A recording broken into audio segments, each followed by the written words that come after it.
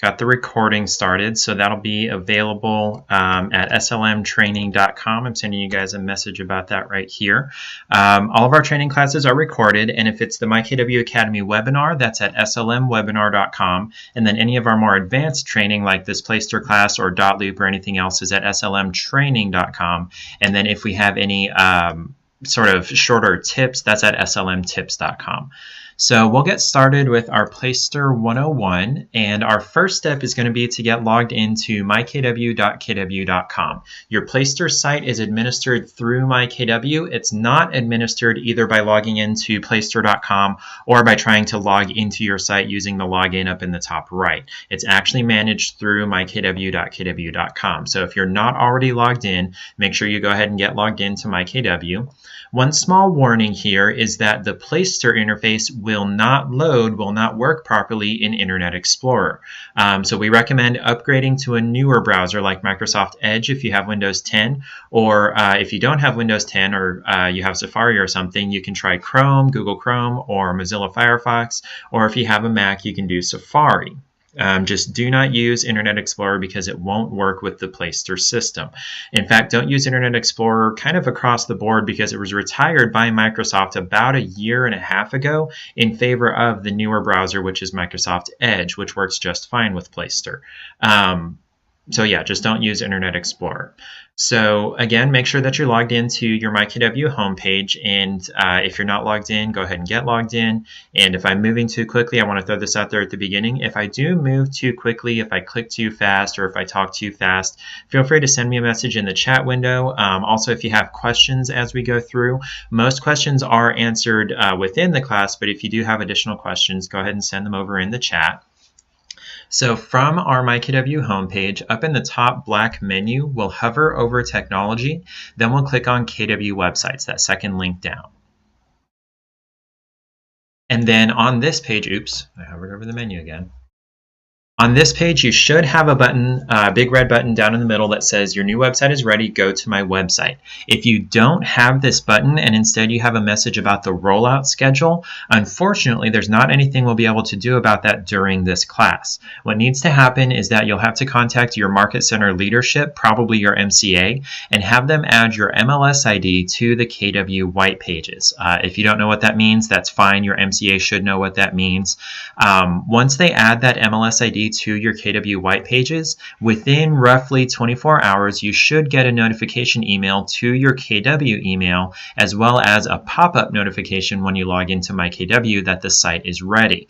Unfortunately, that again can take up to 24 hours, so there's not really anything that can be done during the time of this class, but you're definitely welcome to watch through and learn more about how to set up your site if you wanted to, or you can just refer back to this recording when it's up at slmtraining.com.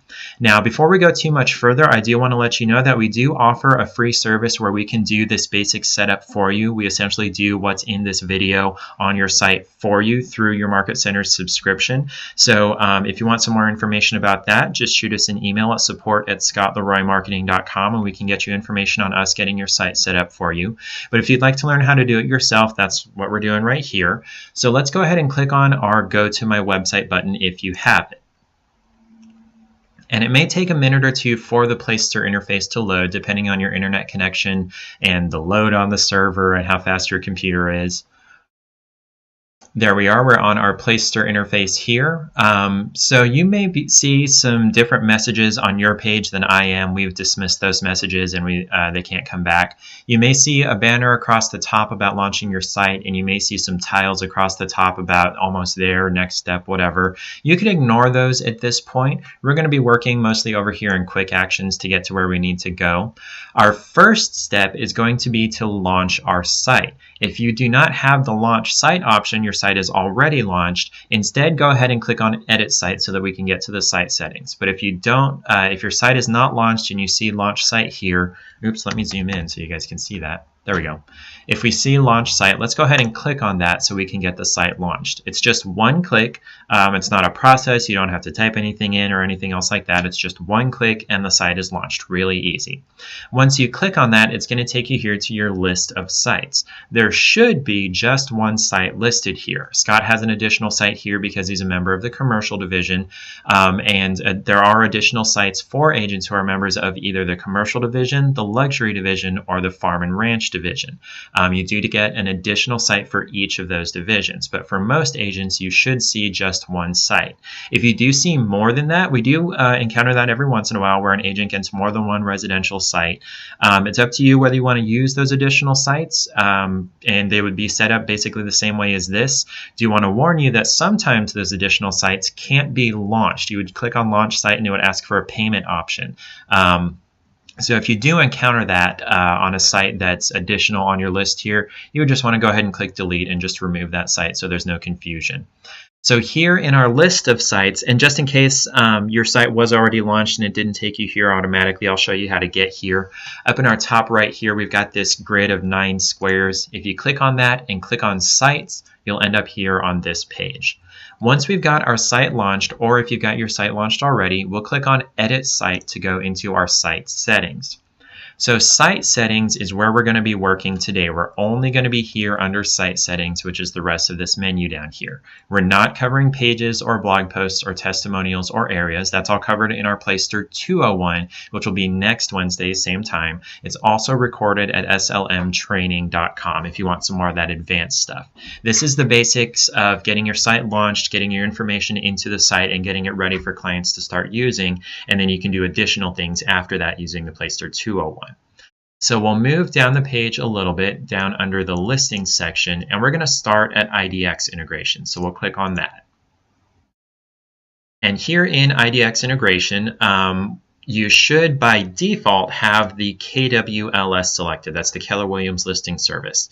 If you only have the KWLS as an option, you would want to contact your market center about getting IDX set up for your KW website powered by Placester. Usually there's some paperwork that needs to be submitted to Placester so that they can contact the MLS and get that connection set up so that you can search all of the local listings in your MLS on your site, rather than if you only have the KWLS selected, is you can only search KW listings. It's not going to show any listings that are outside KW. So if you do have your local MLS available, and we're going to pretend that Cooperative Arkansas is Scott's local MLS, even though he's in Orlando. If you do have your local MLS available, we're going to click on Use this MLS, and it should select that MLS. Now, every once in a while, we do see some sometimes in this section where under region it will say none here in parentheses. That's sometimes on the KWLS or on the regular MLS as well. If it does say none, clicking on the save button won't do anything. So what you would need to do is click on edit, and in the drop down you would select your service area, your state. So if you're in Arkansas, you'd probably want to select Arkansas. If you're in an area that's on the border of a state and you know your MLS covers both areas, you may be able to select both. But for now, we're just going to select Arkansas for Scott. And then again, also in the KWLS, you can select your service area if you don't have your MLS available here in this list. Again, contact your market center about getting that set up. They should have the paperwork for that. You can go ahead and leave it selected as the KWLS, and it would show KW listings in your area, just not all listings. After we select our MLS and we select our region, we want to make sure and click Save down here in the bottom right. That green Save button applies any changes that you make here in your KW website powered by Placester. If you don't click that green Save button, whatever changes you made won't be applied to your site. Alrighty, so we just finished with the IDX integration. Now we're going to drop down to Global Filters. We'll click in there. Global filters is choosing what listings are available to be found on your site. So we do advise a lot of caution here. You don't want to make your global listings too narrow. This is setting what is possible to be found on your site. So if I were to say that I've got a max price here of like 350,000, if I put that in there and I click Save down at the bottom, no listings over 350,000 would be able to be found on my site anywhere. Nowhere in the search, nowhere on the site. So you'd be limiting yourself to listings listings that are under 350,000. So usually not recommended to do things like that, set your max price too low. And then we got a lot of questions from people. Well, if that's the case, how do I change the listings that show on my homepage? That's actually a separate section that we're going to go to next, and we'll cover that in just a minute. So here in global filters, you want to leave it really broad. Our first recommendation is just not to apply anything here. But then say you work in a really rural area, but you want to focus on residential rather than any kind of property or development or anything like that. You could add some search criteria down here for, let's see, property type. That's what we would do. Let's add that. And then for property type, you could only check the box for residential. So it wouldn't show any rentals, wouldn't show any multifamilies, wouldn't show any land or commercial or industrial. What is the number to call for audio? Sorry about that. Okay. Let's see. Nate needs the number, and that is 805-309-5900, code 344-139-904 pound. There we go. All right. Sorry, Nate. I just noticed that message there. Okay. So again, you can limit that down to just residential properties if you wanted to. That's a good thing to put in global filters. Also, if you only wanted to work in, say, you know, a couple of specific counties, like we have a lot of times agents that their office is in a large metro area, like maybe Nashville or New York or LA, but they want to work some sort of the suburbs, not right in the city center. So what you could do is you could add a new search criteria of, say, county, and click add over here. And now you would put in counties like, I'm going to put an S there. There we go, Sebastian. We're going to pretend that's a Sebastian County is right outside of Little Rock, because Little Rock is a large metro area. And say we're going to work in the, what's that called? The suburbs that are Sebastian. So you would only want to show listings in Sebastian County. That may be different for you, and if you have questions about this, the safe way is just not to put any additional filters in here unless you know what you're doing, and you can ask us questions about that at support@scottleroymarketing.com. So I'm going to leave my global filters there. In fact, I'm going to remove the Sebastian County one here. I'm going to do it as only property type residential. I don't want to show any commercial or land or rental listings on my site. So now we're going to scroll down here to the bottom and click Save. So that means that if anyone goes to my site and they're looking for rentals, they're not going to find any. So if you do want to work with rentals, you probably don't want to put in that filter in your global filters. Under that, we're going to go down here to featured listings. And in fact, before we do that, I want to open up Scott's site here to show you what that's going to look like. So here's Scott's site right now. Down here underneath the search bar, we've got featured properties. This featured listings section that we're going to go into right now is controlling what listings show here on the home page. That's not controlled in global filters. That's controlled in featured listings, which we're going to do right now. So we'll open up featured listings here under the listings section. And then here you can be a good bit more specific. I'm not sure why that was there. Sale criteria. Actually, you know what? I think I do. Okay, so featured listings here. We're going to ignore this purchase type here. That was put in because I chose the residential there in, what's that called? In the global filters, it's making sure that there aren't any rental listings that are going to show here. So here in featured listings, you can make it a lot more narrow. Say you wanted to show only your listings there on the home page, really easy to do. You would come here to add search criteria in this drop down and scroll down here to the bottom. You got the agent office info section, and you would do agent ID. Then we'll click add, and you would put in, you know, whatever your agent ID is here, and then you would save it, and that would show only your listings on the home page. Since I don't know Scott's agent ID in the Arkansas board, I'm not going to do that. So instead, we're going to do something like, say there's a lot of luxury listings in your area or something like that, and you want to focus on, you know, just below luxury, you know, maybe under 500K. You could do a maximum price. There we go. You could add maximum price of, say, 550,000. One more zero there. And then you could also say, okay, I don't want to work with maybe flippers or investment properties or starter homes or things like that. So I want a minimum price of, we'll add that there. Say I want a minimum price of 105K.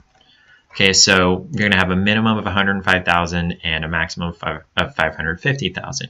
And you can get more specific with that if you want. You could add beds and baths and city, state, zip, county, all that stuff. But I'm just going to leave those max and min prices there. And then under that, we've got default sort here. So coming back to Scott's site here, in the featured properties here, the default is to sort them by highest priced first. You'll notice there's this development or this commercial listing here that's $12.5 million. Probably not what most agents want to have on their homepage. So instead, you would want to sort this by maybe days on site newest. That's going to show the latest listings in the MLS first. And it'll also be fresh listings. It'll always rotate out with the newest listings in your MLS that meet these criteria that you've got up here. But say, I want to work with historic homes or let's see, I'm just going to stick with historic homes. So say you wanted to work with historic homes. In your featured listings here, you may want to do year built oldest. And that'll always show the oldest homes, not the oldest listings, but the oldest homes that meet your criteria up here. Or say, I only want to work with I want to work primarily with new construction, and that's what I want to show on my homepage. Instead, you would change your default sort to maybe year built newest, and that would show the newest homes that were built that are for sale in your MLS. Now, keep in mind that may just show like, what are they called? Blueprints or floor plans for developments that are still being built. So you may want to keep an eye out for that. I'm going to go ahead and do this as days on site newest, so it's always showing me the freshest listings in the MLS that meet these criteria. Then under that, we've got default results per page, and that is for a specific type of page that you can add to the site called a featured listings page. Not really covered in this class. If you wanted to look into that, you would look at our Placester 201, which again we're doing at the same time next Wednesday, or it's already recorded at slmtraining.com. So I'm just going to kind of skip this for now. Just wanted to let you know that there is a page type where it would show only listings that meet these criteria rather than the regular search page, and you can show 10, 20, or 50 listings on that page.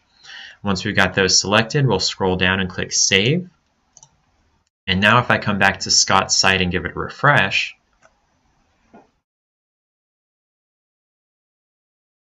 now here in our featured properties section, I've got listings that are between 105 and 550K, and these are the newest listings that show here, the newest listings in the MLS that meet those criteria.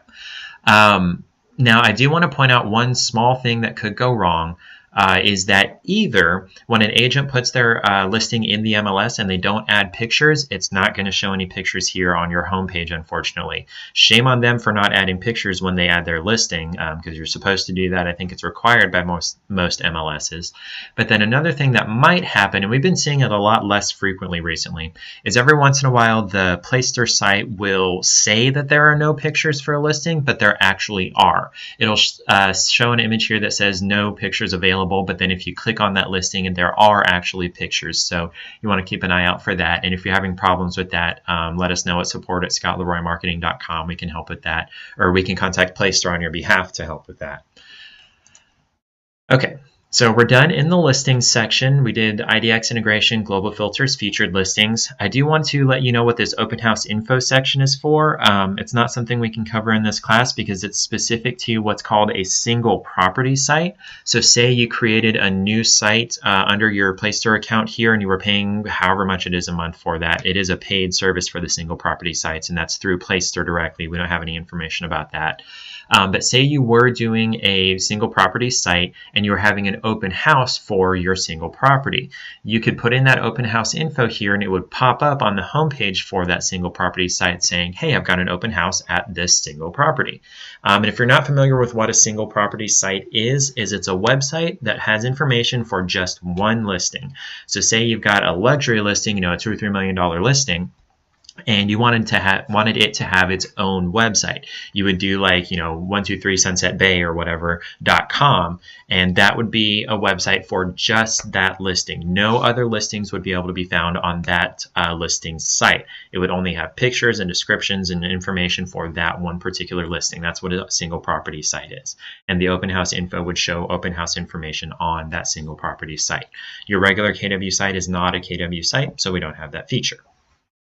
Okay, excuse me, your regular KW site is not a single property site.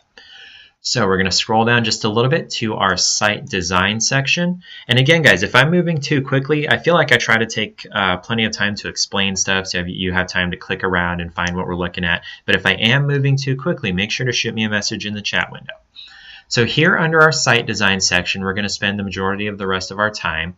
Our first step is we're just going to move down with the theme selection.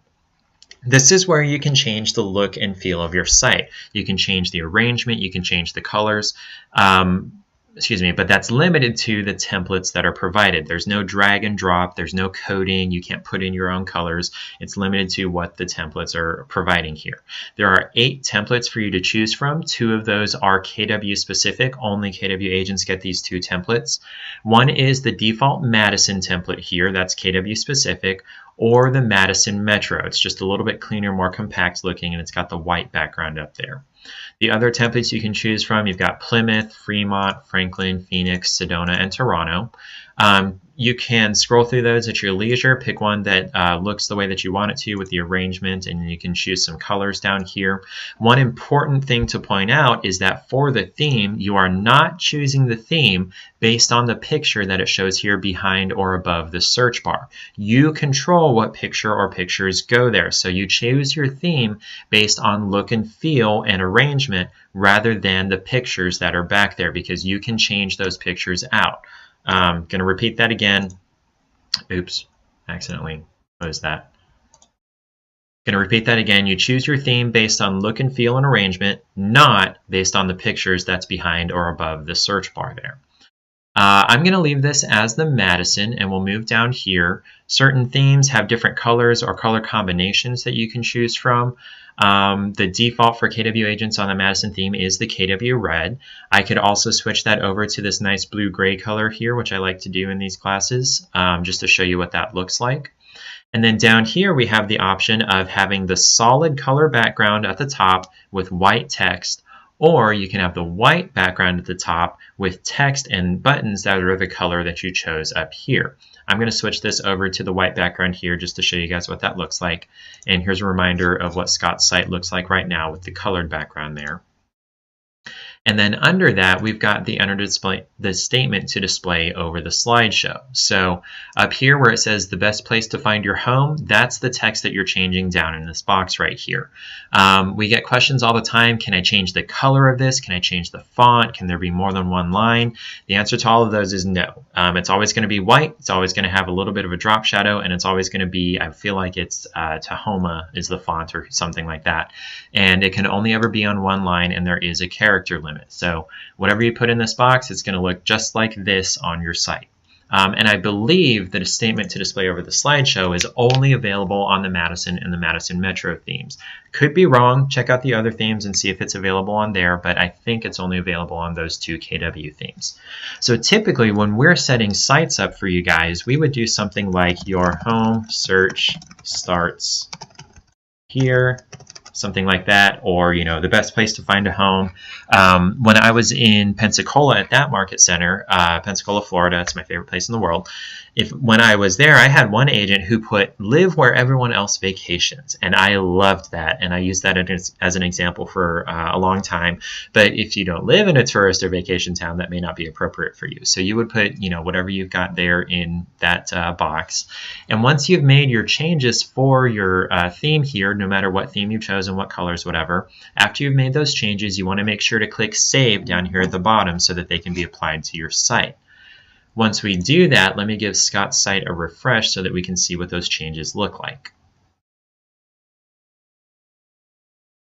There we go. Maybe, eventually. There we go.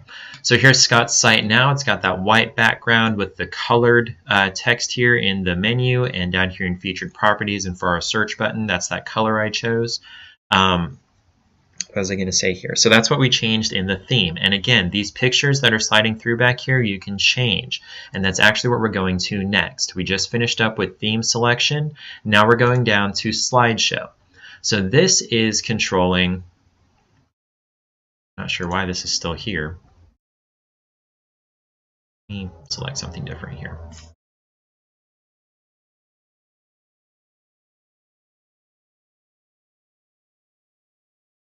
Yeah, that other one was supposed to be gone. Okay, so for slideshows here, there are several pre-built slideshows that Placester has provided for you. They all have 5 images in them, and that's the maximum number of images that you can have in a slideshow. You can select any of the slideshows that they provided for you. Typically, when we set up sites, we do the mid-priced home ones, but the variety is a good one to choose as well. And you can also customize any of these pre-built ones here. You would do select, and you can either upload new pictures or just delete pictures out of there. What was I going to say there?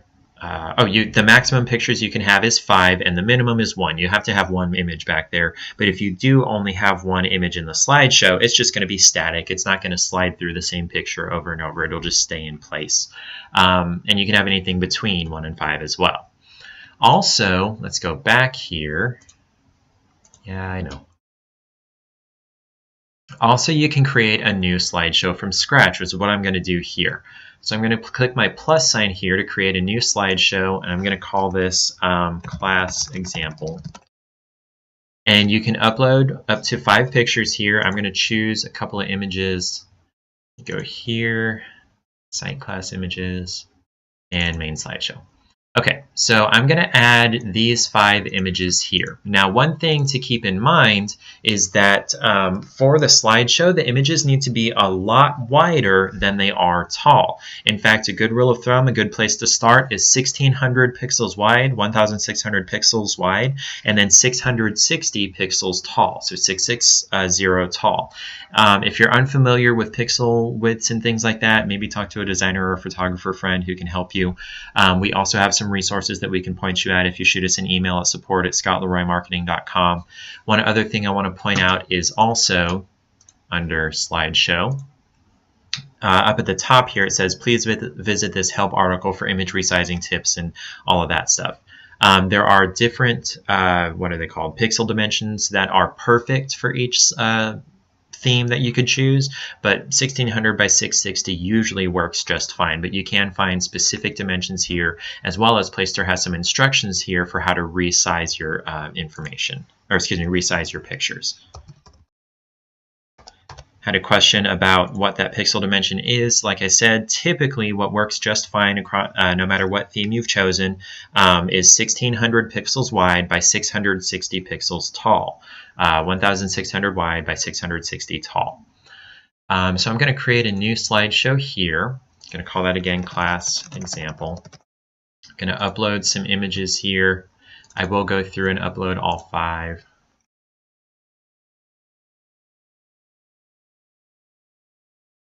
And you'll notice some of my images here are not a lot wider than they are tall. And I'll show you what that looks like. What are we looking at here? Did I repeat an image? Yeah, it looks like I did. Okay, that's fine. There we go. So now I've got my 5 images in here. And then under each picture, you've got a box for a caption. So let me go back to Scott's site here. The caption will show down here in the bottom left in white text. Certain themes have like a gray or a black bar that shows here that the text shows a little better over, but you'll see here on some of these, like if I go back to this picture with the white house with the gray siding and all that, that text doesn't show up very well there. So if you are adding some pictures here, it's usually a good idea to have a dark area down here in the bottom left and also near the center there so that this white text will show up a little better. If you need some help with that, again, shoot us an email at support@scottleroymarketing.com. Also, one small side note, these images here, you can't just go and download any images that you find on Google. You can get in trouble with copyright for that. There's some pretty big fines for that. The person who took that picture could come after you. We do have a video specifically for how to find free images to use on your website. And if you need that link, we can send that to you. Just shoot us an email at support@scottleroymarketing.com and we can get that to you. So, okay, back to the caption. It'll show down here in the bottom left in white, and it's always going to be that size, always going to be that color, always going to be that position, always going to be that font. But you can caption it anything you like.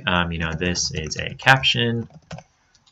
Got another one down here. Here is another caption. Oops.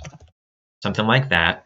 And then under that, you've got another box for link. And this means that you can apply a link to these pictures. So if someone's on your home page here and they clicked on this image, whatever this image is here, if they clicked on it, they would take them to whatever page you put in this link box here. So you could link to a page on your site. So say, for example, you put into the slideshow a banner there about, say, you're doing a toy drive, or you've got this event coming up or something like that. You could create a page on your site for that event, or you could link to the Facebook page, paste that in there, Facebook event page for that. Or say, I don't know, you've got a mortgage provider or a partner or a vendor or something like that. You want to link to their site as well. You can put that link there. Let's see here. Back in Pensacola, when I was showing examples here, Pensacola is a tourist town. I would put visitpensacola.com here on one of the images there so that they'd have some tourist information for Pensacola. You can link whatever you want to internally or externally in this box. You would just paste in that http:// blah, blah, blah, everything that you have in a link there. And each picture can have its own link or not. There's no requirement to have a caption or a link. You can just choose to do that or not. So once you've got those images uploaded and you've put whatever captions that you want to or whatever links that you want to, and if you're still spending some time doing that, definitely encourage you to come back to that after the class because we do have some limited time here. If you're not done, let's just go ahead and move forward and click Save down here at the bottom. And now let me refresh Scott's site and show you what that new slideshow looks like.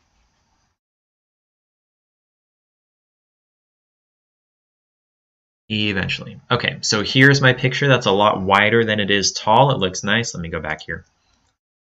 A lot wider than it is tall. You can see the balloon, you can see the field, you can see the hills over there. This is a good size for that banner image. Now, if I click over to the next one, this was that picture of the girl sitting on the dock with her boots pointing at the water. All you can see is part of a boot and the water. So what happens is on the slideshow here, let me open up our class example here, or actually let me just go over here. This image is not much wider than it is tall. What happens is the site will cut off the top and the bottom and only show the middle of that image if it's too tall. Now if the image is too wide, it will actually just shrink the image down to fit in the width that it is. So this image over here, if I recall correctly, it was actually a lot wider than 1600 pixels wide, but because it's on the width side, it just scaled it down. But for images that are too tall, it actually cuts it top and bottom. Same for, let's go here, this image here, this lighthouse. Let me come over to that image.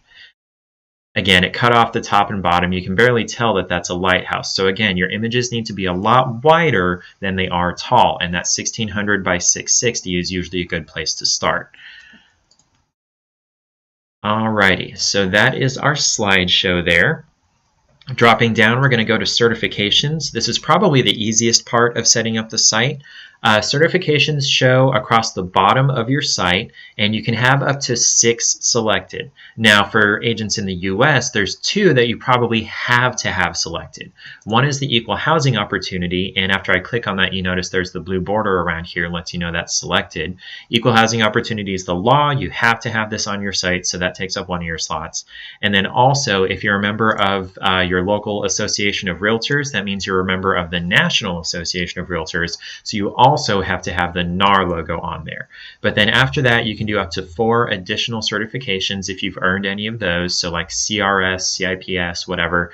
Most of these, I have no idea what any of these mean. But for agents, those are typically pretty important for them to have. So you can select up to 4 more to have on your site.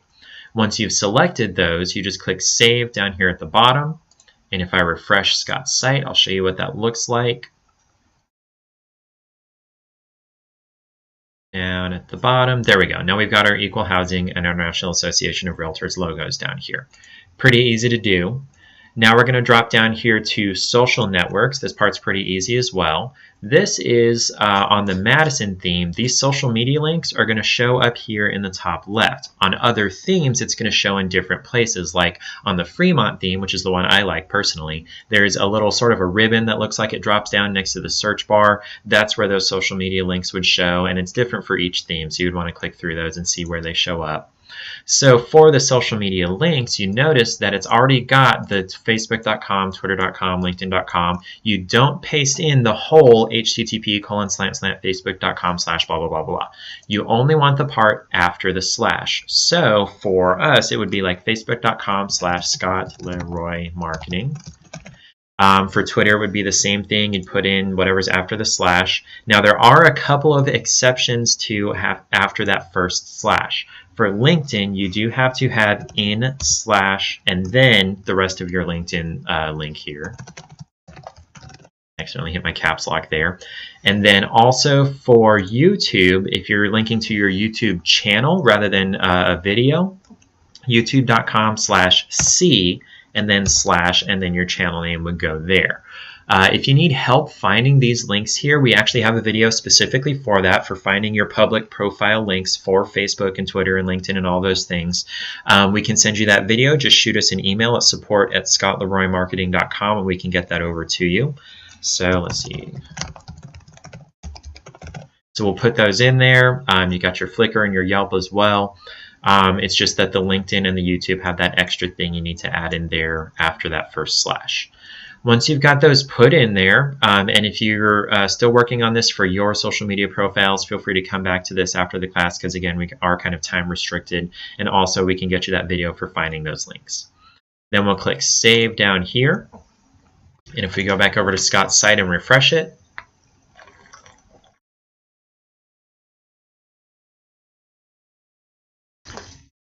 there we are. Now we've got LinkedIn and YouTube and Facebook up here in the top left. When you click on those, it's going to open a new tab or a new window and go over to, there we go, that page on Facebook or LinkedIn or Twitter, whatever. Alrighty. Moving down, we've got the search form. So if you've chosen the Madison or the Madison Metro theme, you'll only have one option here, which is the Omnibox with Auto Suggest. Ooh, excuse me. If you have any other theme like the Fremont or the Plymouth or the Tucson or whatever it is, you'll have some additional options below the Omnibox, but I'm just going to cover what the Omnibox is first. The Omnibox is in place of a traditional search box with drop-downs for price, drop-downs for beds, drop-downs for baths, drop-downs for this, that, zip, county, state, whatever. It replaces all of those drop-downs with a single search string that you can type here. So if I go over to Scott's site, you can type an address, a neighborhood, a zip. You can actually even get more specific. So I could do something like oops, where's my cursor here? There we go, 3-bed, 2-bath, pool, fence, let's see. What's a city? I'll just call it Little Rock. Well, no, I'll leave a city out. 3-bed, 2-bath, pool, fence, and max 350,000. If I search that,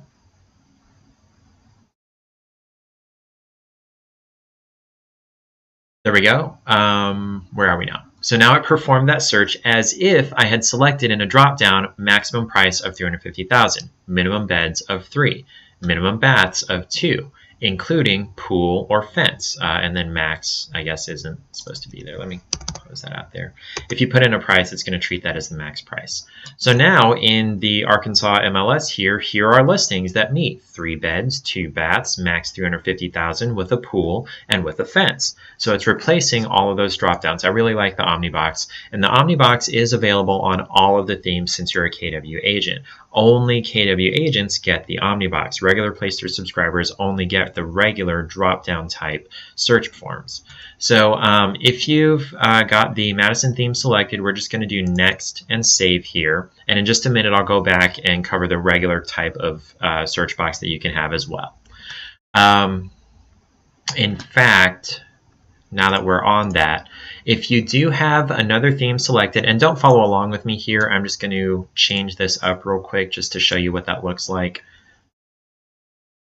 Search form, choose one of the more traditional search forms. So if you do have another theme selected besides the Madison or the Madison Metro, you'll see these other options for a more traditional search form.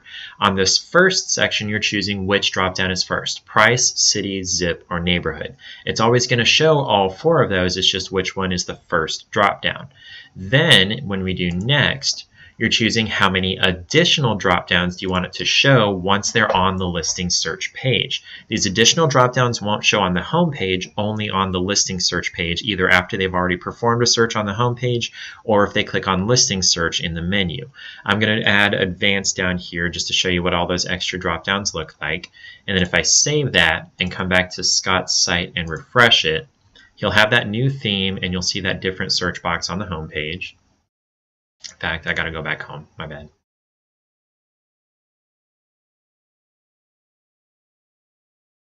There we go. So now we've got our more traditional search box with the price and beds and baths and everything. And then if I were to perform a search here or click on listing search,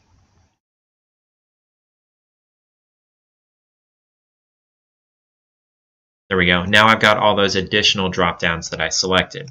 Now, here's one little tiny error that we've seen in the Placester site. It's not really that big of a deal, and it's really easy to fix. Say, right now I've got the Plymouth theme selected, and I've got one of the more traditional search boxes with the drop-down selected. If I were to go back to theme selection, oh, it's Toronto, and go back to the Madison and save that, when I refresh Scott's site, go back to the home page,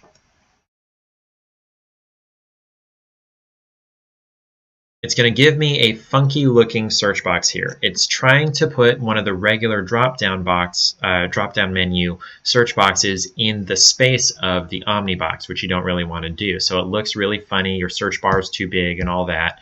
If you have the Madison or the Madison Metro theme and you really want those drop-downs, this is the way to do it. Change the theme, change the search box, go back to the Madison. But most places, if you're using the Madison theme, you probably want to switch back the search form and re-save the Omnibox. So if you've changed themes and you change the search box type, and then you go back to the Madison, you have to re-save the Omnibox search form so that you can get the correct Omnibox there. Eventually. There we go. Now we've got our Omnibox. Okay. So that is our search form. We're going to drop down here to menu, and this is where we're going to have a little bit of fun adding a custom menu option. When your site is created, it should have these 5 options automatically in there: home, listing, search, blog, about, and contact. There's an additional one that could be added here. It's another page that's on your site that I'm going to recommend to add.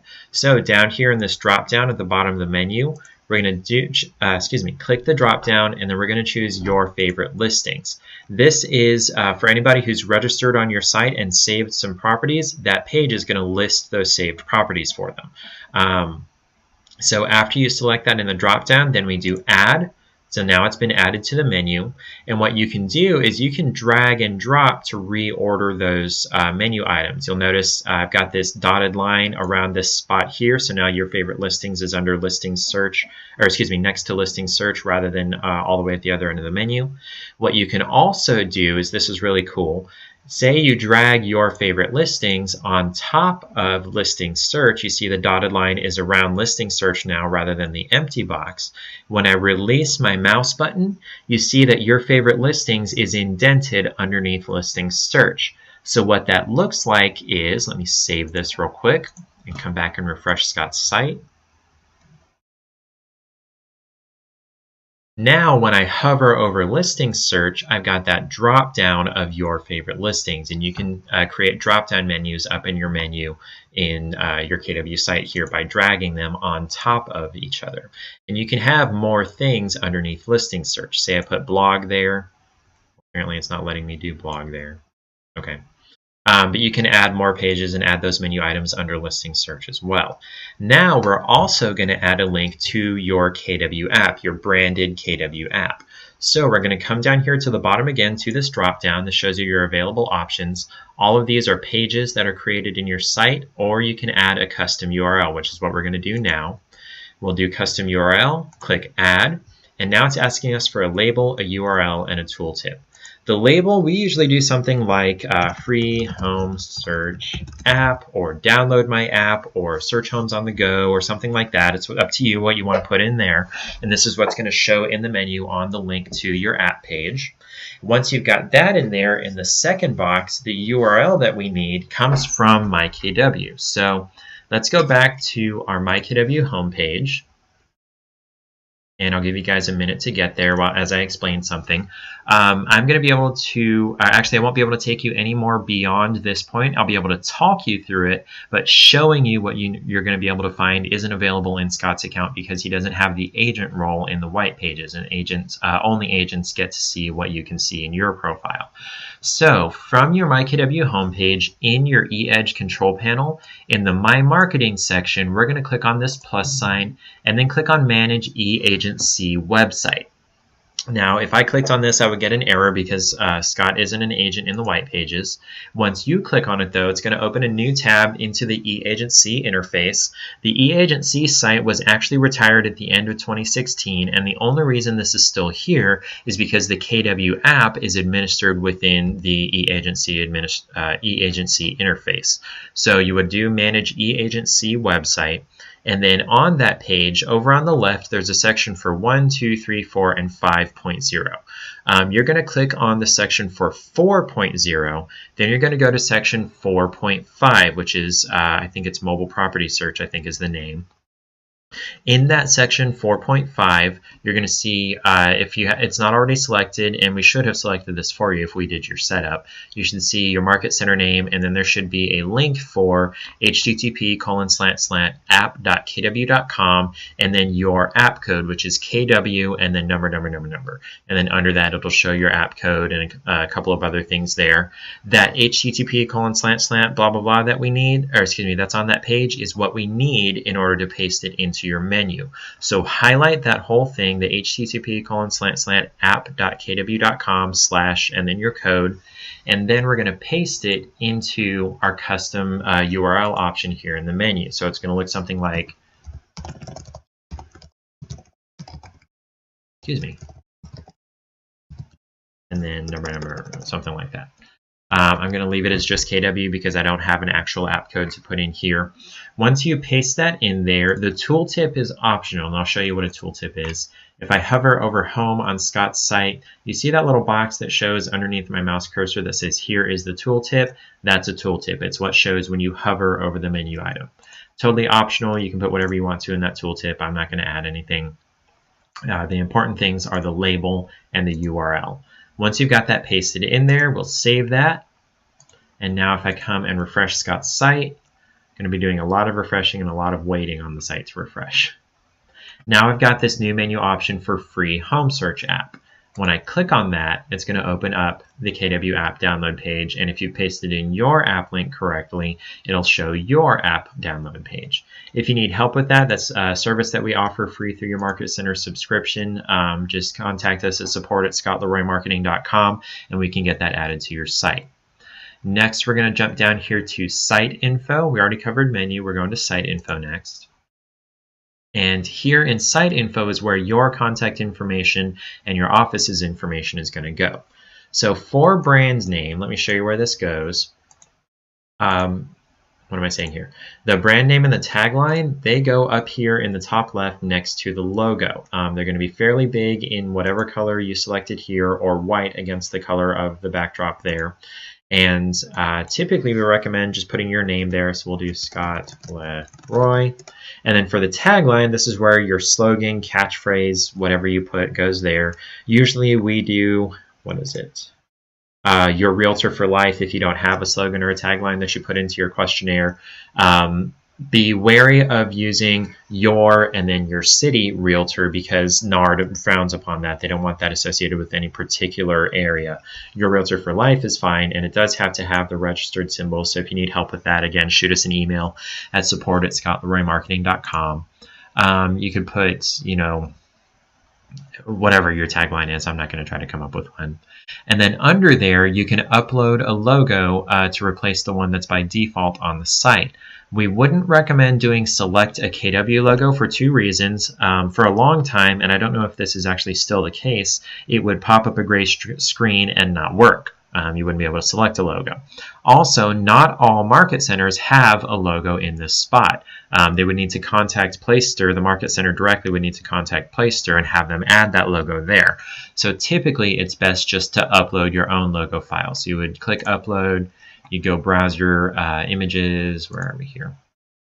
To put that there, and I guess I don't have it here, and that's fine.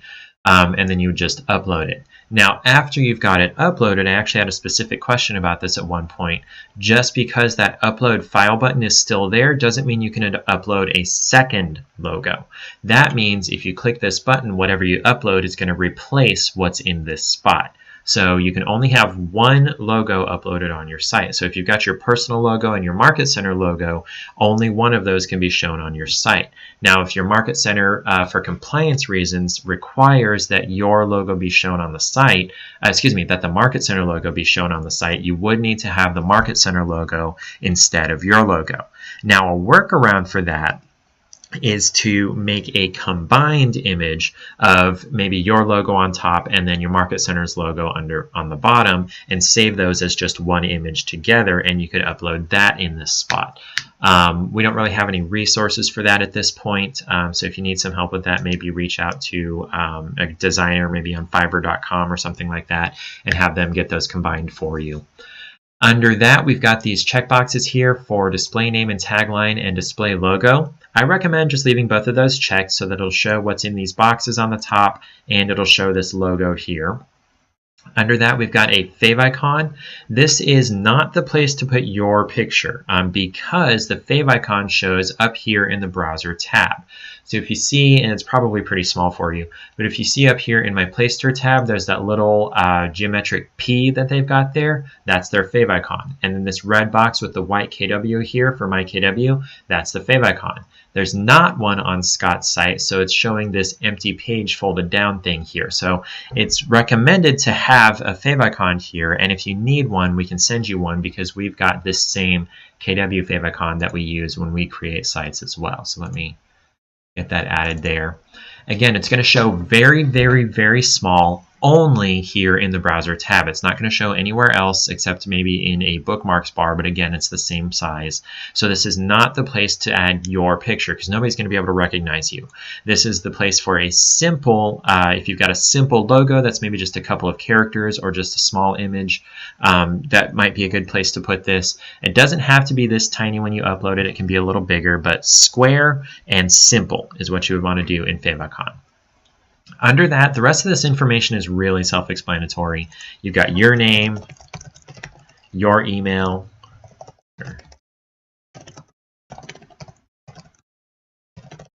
your phone number,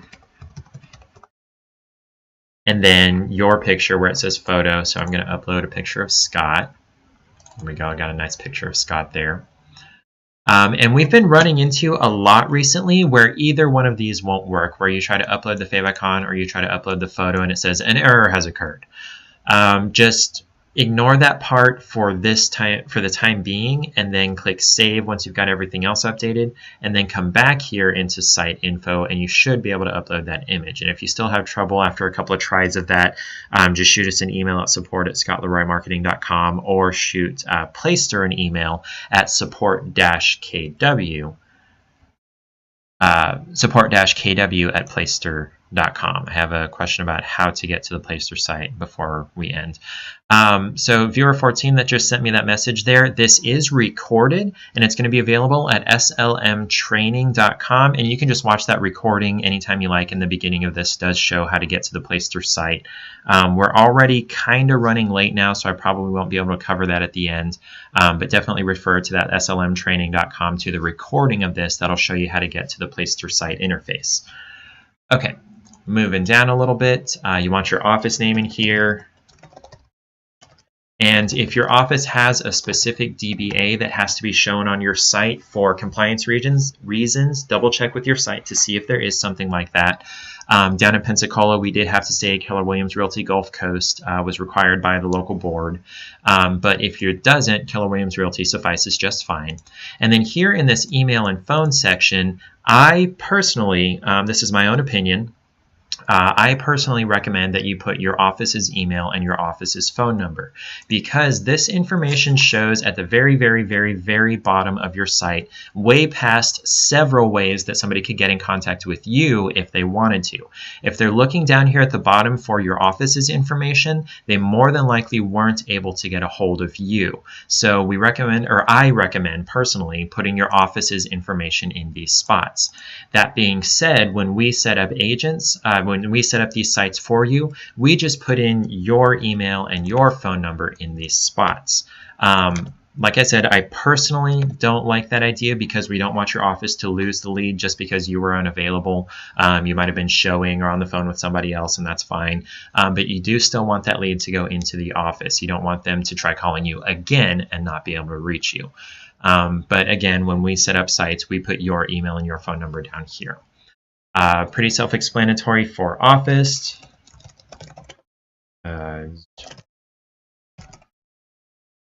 Something like that. I doubt that's the zip code for Orlando.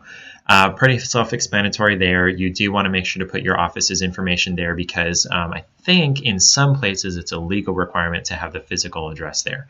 This is not a place, and this seems pretty common sense, but every once in a while someone has a question about this. This is not a place to put your home address. You don't want people showing up at your house because this information does show publicly on your site. So you don't want people showing up at your house. Put your office information here. And then down here in the SEO section, we've got two boxes, our meta title and our meta description. I'll explain what those are for you. So the meta title shows in two places. One is up here in the browser tab where it says blog brand name up here. That's the meta title. For Placester, that's their meta title. For MyKW Home right here, that's the meta title. You're telling the browser what to display in that browser tab up there. It's also, if you go to a search engine, if I search Scott Leroy Marketing, come on Zoom, there we go. It's also the blue text that the search engine is showing for the link to get to your site. You're telling the search engine what to show there. What am I trying to say here? So back on our meta title here, you've got roughly 55-ish characters before the search engine truncates it with a ... like this here. So after 55 characters, it's going to kind of cut it off and turn it into that ... Doesn't hurt anything if it's longer than 55 characters. It's just nobody will be able to see it unless they're hovering over the browser tab up here. It won't show in the search engine. So for the meta title, I recommend going from more specific and more important over to less specific and less important. You want the important specific information up front in the meta title so it doesn't get cut off with that ...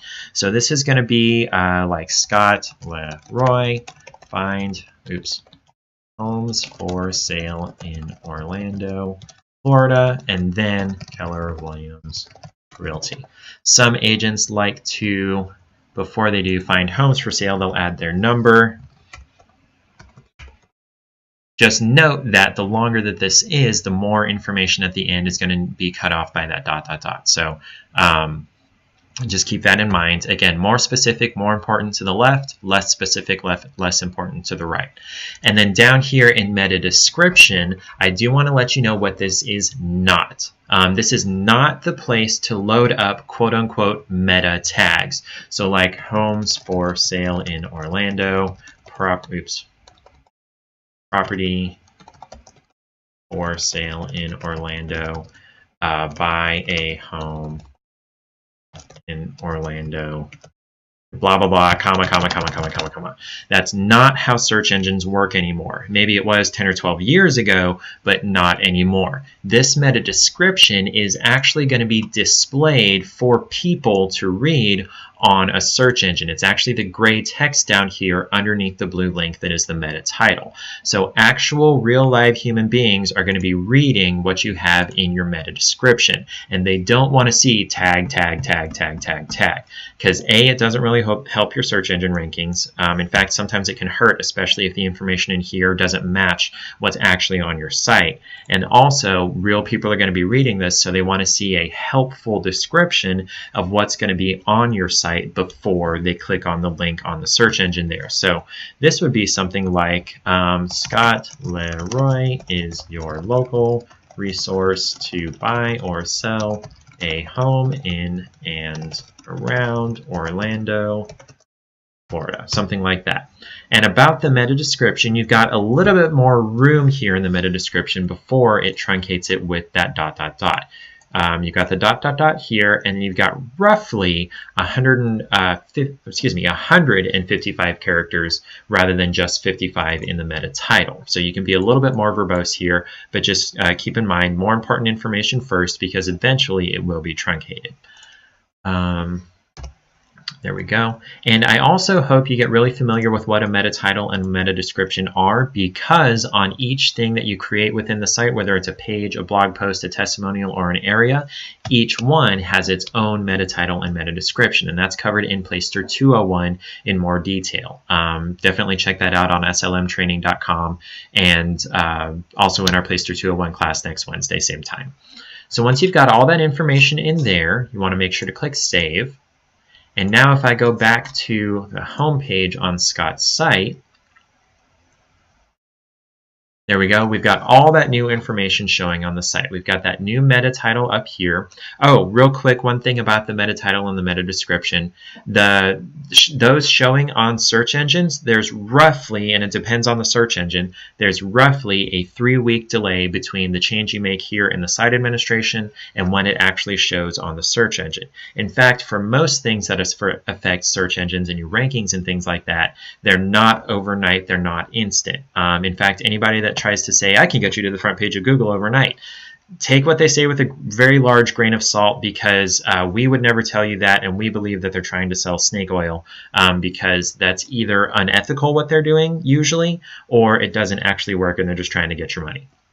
So we do have search engine optimization, what are they called, services that we can help you with, and never will we promise to do that overnight or even in a week. It's a, what's that called? It's kind of a long process. It takes some consistency, some work, and we can help you with that.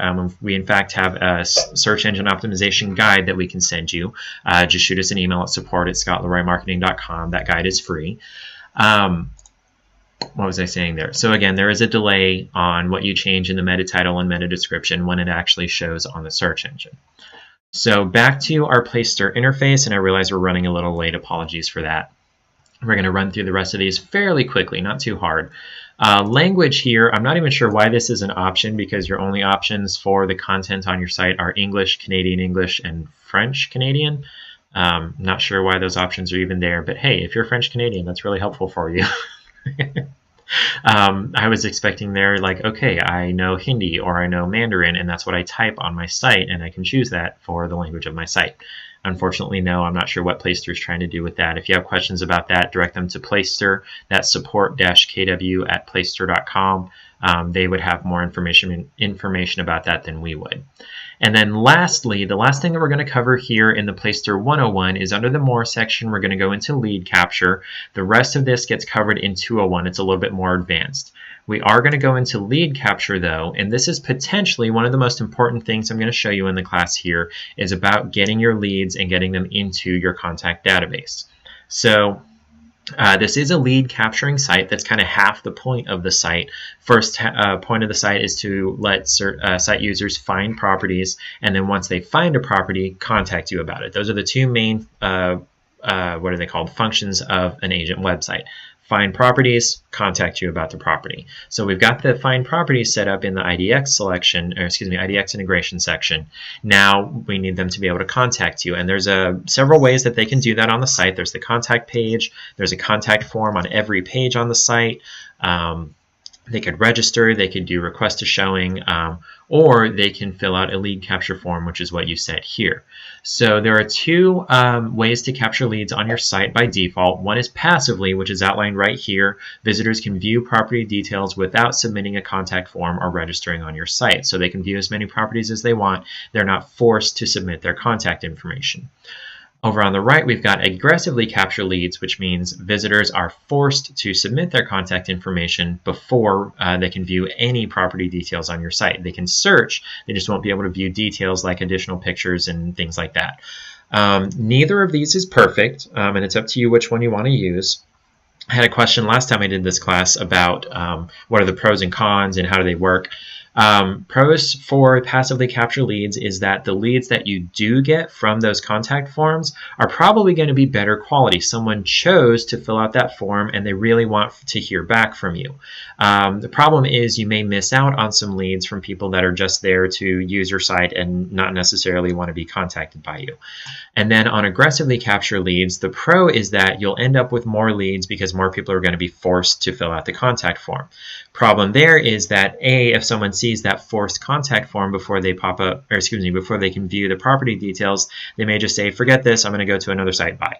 And they also, if they're forced to put in information, they put in bogus information. We see that sometimes on this. So neither of those is perfect. It's up to you which one you want to use. There is an additional option, and it's up to you whether you want to add this option. It is an upgrade price to Placester.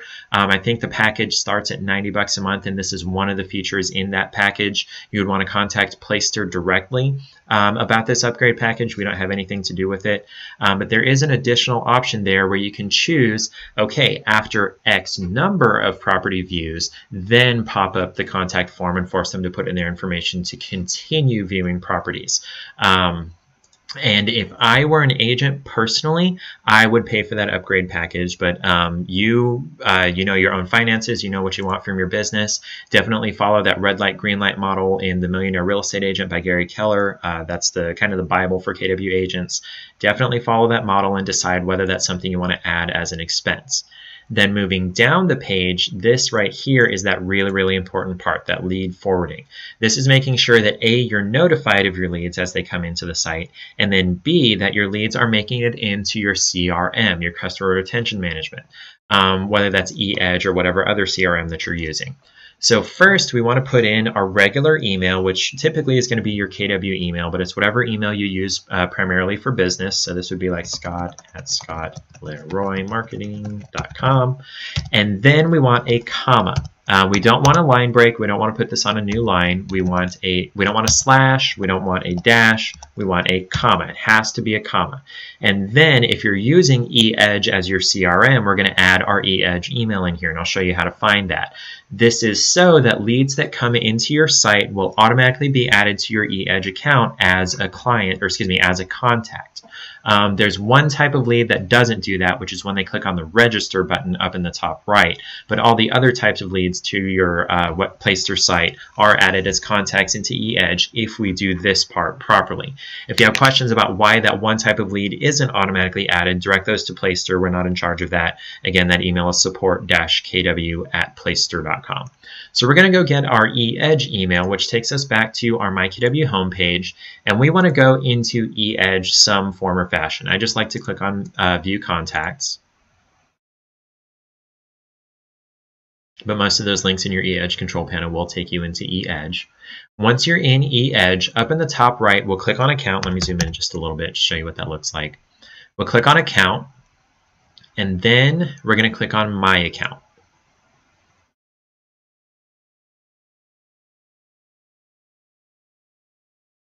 And then once we're in My Account, we've got eEdge email right here. It's the one that ends in @kwrealty.com. This is the address that we're going to copy, and then we'll paste that into Placester here in the lead capture section. Again, this is so that leads that come into your Placester site will automatically be added into eEdge as a contact, so you can put them on a campaign or something. Again, you want both of those emails in there, your regular email and your eEdge email, separated by a comma. Has to be a comma. And then save. So now leads that come into the site will be notified at this email, and then they'll also be added to eEdge as a contact because of this email. That is it for our Placester 101 class. If you have additional questions, I'm going to leave the recording open for another minute or two just to wait on those questions. Shoot them over in the chat window there. All right, we just had a question about how to contact Placester support. I just sent that over in the chat. It's support.placester.com. That's their support website, and their number is listed at the bottom of that support site. It's a 1-800 number. And then also KW specific support within Placester is support-kw@placester.com. And I sent that over in the chat as well. All right, it looks like we don't have any more questions, so I'll go ahead and turn off the recording. If you do have additional questions after the class, or if you're watching this on a recording, definitely shoot us an email at support@scottleroymarketing.com and we can help you out with that. Thank you and have a great day.